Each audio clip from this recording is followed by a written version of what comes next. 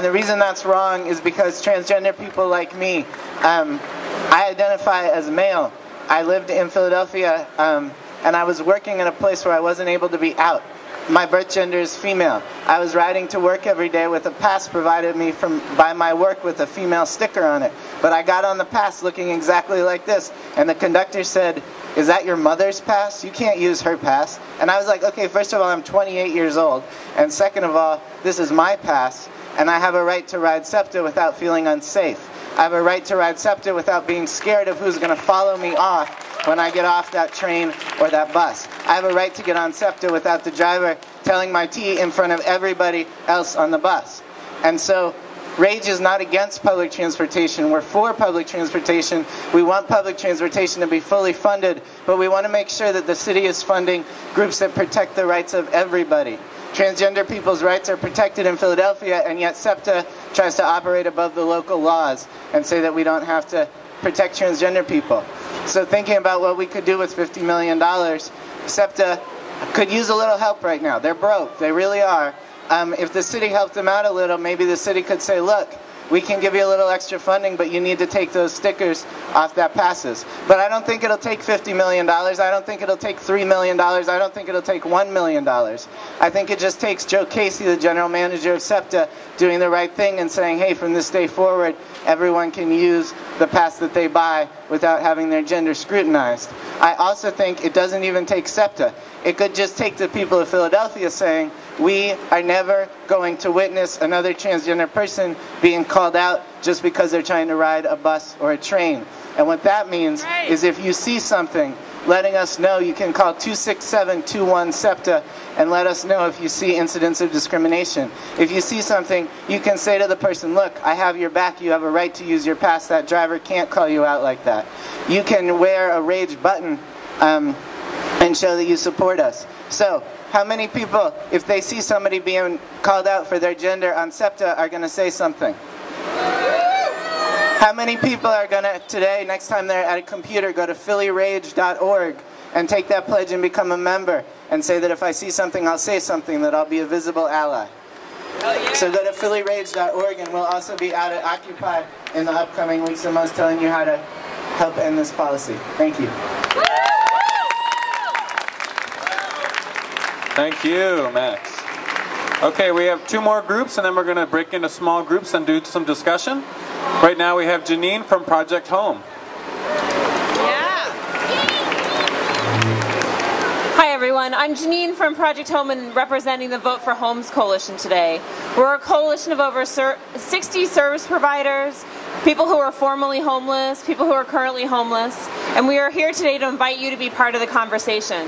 Last spring we got a surprise announcement on Twitter from the mayor, and he told the entire city and the entire world that he wanted to be the first city to end homelessness. Does it look like that's happening today? Right. So what we need to do is we need to show the city, we need to show our country that we have solutions to homelessness. The main solution to homelessness is housing, homes. That we have one main solution to homelessness, and that's to get people into homes. It seems pretty straightforward, yet there are so many people today in our community that don't have a place to call home. It costs the city over $18,000 for somebody to live on the streets of our city. We see those costs show up in jails. We see those costs show up in various institutions like psychiatric hospitals, in our ERs. We see that those costs show up all over the place, but it costs only about $11,000 to put somebody in a home.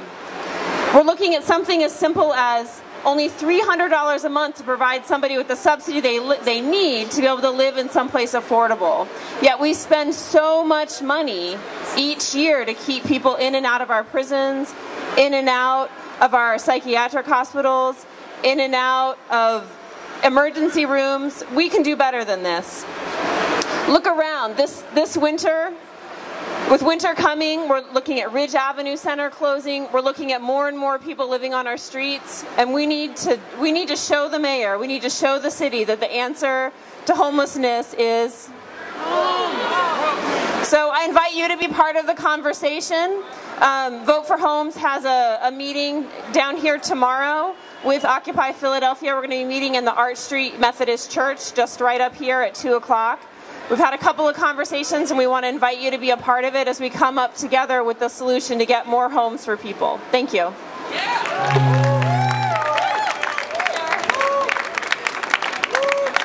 Okay, Jen from Project SAFE is going to be our last speaker, and then we're going to discuss your ideas. Please welcome Jen. Hi guys. I'm out here with Project SAFE. We're engaged with harm reduction for women who are engaged in the open air sex economy on Kensington Ave. The government provides almost no alternative income resources for women who are engaged in the sex industry, but still spends God only knows how much money criminalizing sex workers in the prison industrial complex. So harm reduction safety kits include things like condoms, tampons, wound care, and Band-Aids. Our yearly budget is less than $40,000, and this includes things like ink for the copy machine so that we can distribute bad date report sheets, so that when women have been assaulted on Kensington Ave, they can make other women engaged in the economy aware of everything from their assaulter's physical description to their license plate number, what car they were driving. So while Comcast doesn't pay taxes, we can't always afford money for toner for the copy machine. We don't need $50 million to operate. We need less than $40,000 a year, and this should not be something that's unavailable to us. That's right.